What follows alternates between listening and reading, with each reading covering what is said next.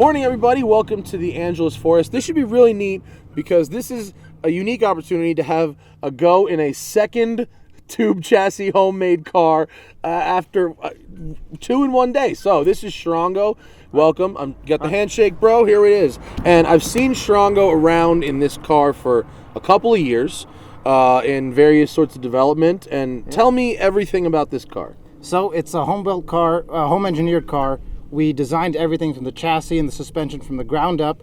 We now have gotten to the stage where we're producing these for sale. Are you really? It's produced as a kit car. Cool. It weighs just over 1,400 pounds, and it's got 252 horsepower, the drivetrain out of a Ford Focus ST. So it's a 2-liter turbo. 2-liter turbo. Do you take the complete ST subframe and put it in the back, No. or is just the engine? All of that is, the mounting is all done by us. It's a factory engine. It's a brand new engine. So it's crate motor. It's not out of a donor. Oh, okay. Crate motor. Brand new everything, yep. And you also have the ST gearbox as well. So Yes. 6-speed Yeah, gearbox. 6-speed manual, yep. Great. And do you use the ECU and all that stuff as well for it? Yes. Cool. Yes. So 250 horsepower and 1,400 pounds. That should be great. Yep. What's the weight distribution? It's about 60-40. Yeah, because it's a rear mid, Yeah, right? it's a rear mid engine, so there's just not a lot of weight up front. Cool. What other componentry do you get from other places, like the brakes and stuff? The whole braking system is Wilwood. Okay. So there's the quad piston, fixed caliper Wilwoods all around. And the steering system? That's the steering wheel is Energy, and the actual steering rack is from Unisteer. And it's a manual rack? Manual rack, yeah. Okay. No ABS, no traction control. It's just you and the road. And I've also noticed no key.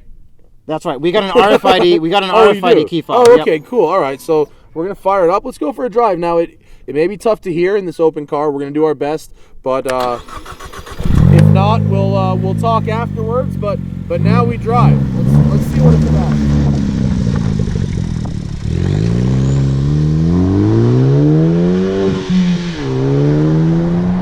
Very light clutch and roomy, actually. A lot of leg room.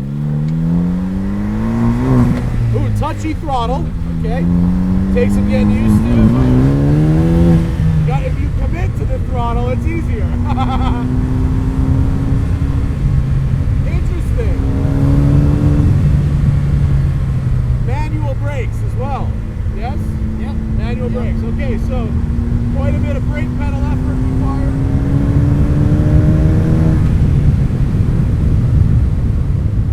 Wow, this is very different from the last one. It almost feels like I'm in a Manx buggy.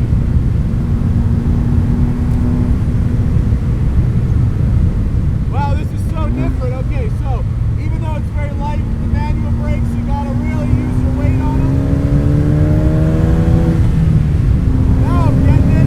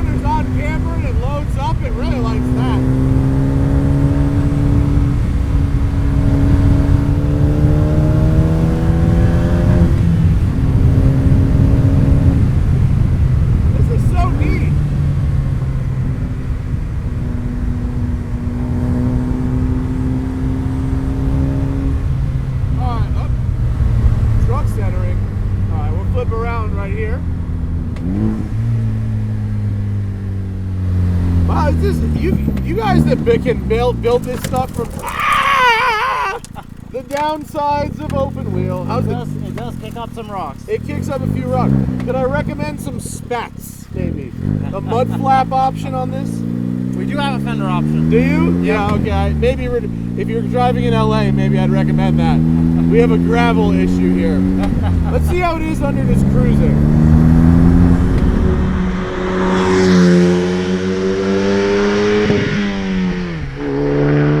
The open air experience of this, Yeah. I mean, you know, acknowledging what might happen in a crash, you know, I can't vouch for that, but the open air experience is quite lovely, Yeah. especially in California, where you could really enjoy this, you know, a lot. And what are these seats? They're comfy. They're Corbos. Corbos? Yeah. The comfy seat. And it's fully weatherproof. It can get rained on. Oh, can you hose the whole thing down? You can hose the whole thing down, yeah. That's a helpful thing. What I like about this one is I could drive it in a road trip. Yeah. Although, do you offer like different length steering shaft? Yeah, we can. Like, we can yeah, have I'd it. like my steering wheel a little bit here. This one is for a shorter driver.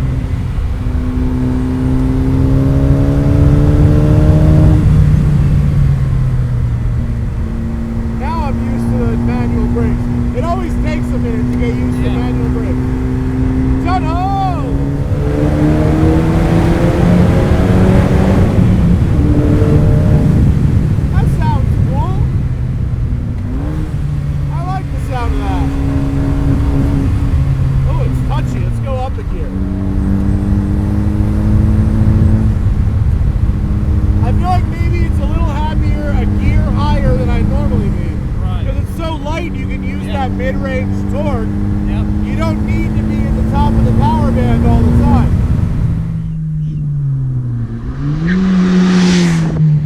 I feel like it's really happy between 3 and 4 grand. That's a happy place.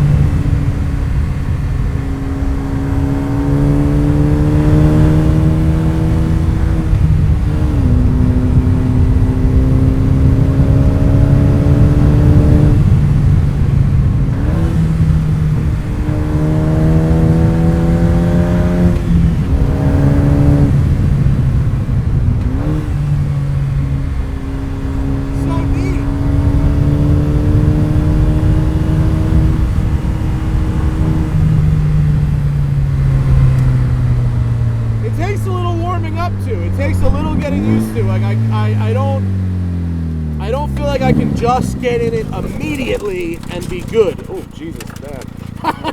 Tires are sticky, huh? You got good sticky tires on there. Yeah, they warm up pretty quick. They warm up quick.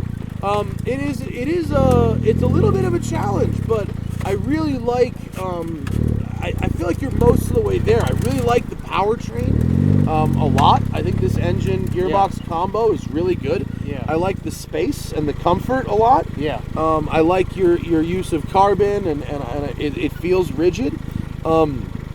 I'm thinking if you stick with the manual steering, maybe a slightly bigger wheel with a dish. I feel like it's a little twitchy, and this wheel it's like if you could simulate a slightly dumbed down steering with like 10 mils more wheel. Sure. And the steering wheel and the seats are a customer option. Yeah, you could do whatever. Yeah, you could do whatever. But the size of the wheel does affect how the steering feels. The best part about it is definitely the power and then the comfort level of the chassis.